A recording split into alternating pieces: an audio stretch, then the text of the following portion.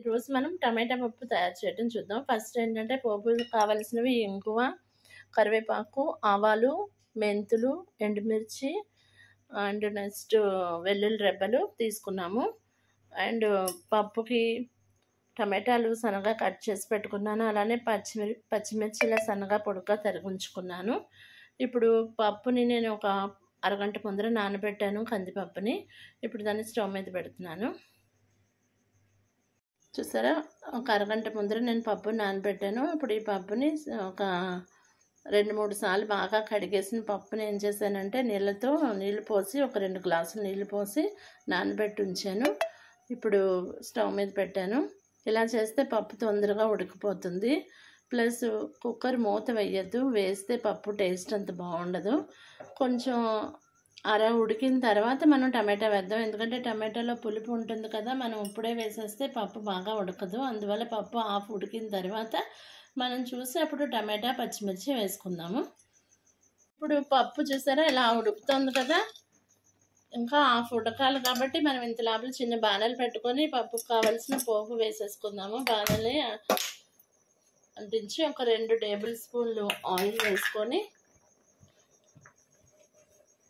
ఇప్పుడు టమాటా పప్పుకు కావలసిన పోపు సామాన్లు వేద్దాం. అయితే ఈ పప్పుకి నెయ్యితో పోపు పెడితే చాలా బాగుంటుంది. 1 స్పూన్ ఆయిల్ వేసి 1 స్పూన్ నెయ్యి వేస్తాను.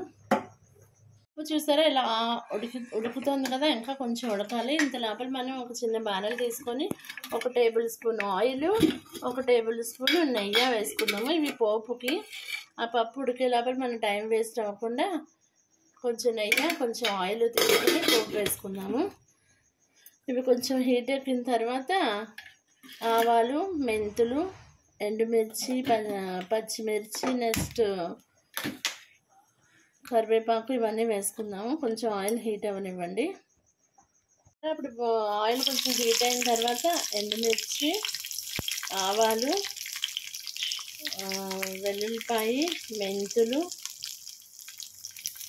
ఇవన్నీ వేసేసుకొని కొంచెం ఇంగు కూడా వేసేద్దాము. ఇంగు కూడా వేసేసి కొంచెం బ్రౌనిష్ రానివ్వండి. కరివేపాకు కొంచెం పోపులో వేయండి, కొంచెం పప్పులో వేయండి, అప్పుడు టేస్ట్ చాలా బాగా వస్తుంది.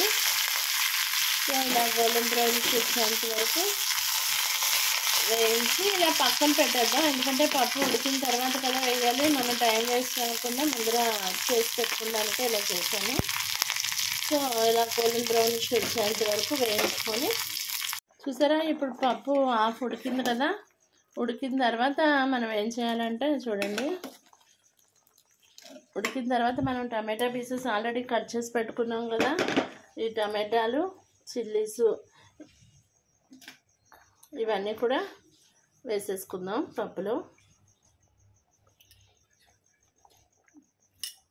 పచ్చిమిరపకాయలు ఇలా సన్నగా తరిగి పెట్టుకున్నది, కరివేపాకు పోపులో కొంచెం, ఇలా పప్పులో కొంచెం వేసుకోండి, టేస్టీగా ఉంటుంది.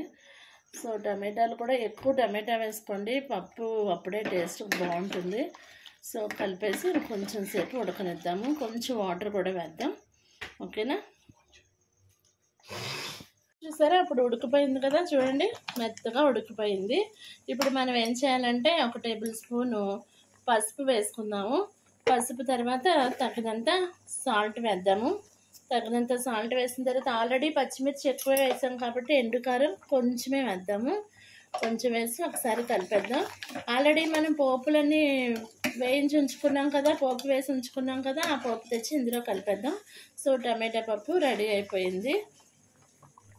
చూసారా, పప్పు ఉడుకుతున్నప్పుడే మనం పోపులు ఆల్రెడీ వేసి ఉంచుకున్నాం కాబట్టి ఆ పోపులు కూడా వేసేద్దాం. సో కమ్మనైన టమాటా పప్పు రెడీ అయిపోయింది. మీకు కొంచెం గట్టిగా కావాలంటే వాటర్ తక్కువ వేసుకోండి, పలుచగా కావాలనుకున్న వాళ్ళు కొంచెం వాటర్ ఎక్కువ వేసుకోండి. Thank you for watching my videos. Please like, share and subscribe to my channel. ఈ పప్పు వేడిగా ఉన్నప్పుడు చాలా టేస్టీగా ఉంటుంది. సో మీరు కూడా ఈ పప్పు ట్రై చేస్తారనుకుంటున్నాను. మీకు నా వీడియోస్ నచ్చినట్లయితే మీ ఫ్రెండ్స్కి, మీ రిలేటివ్స్కి షేర్ చేయండి. వాళ్ళని కూడా నా వీడియోస్ని చూసి లైక్ చేసి నా ఛానల్ని సబ్స్క్రైబ్ చేయమని చెప్పండి. మీ సబ్స్క్రిప్షన్ అండ్ వాచ్ టైం నాకు చాలా important. Thank you for watching my videos. Please support me.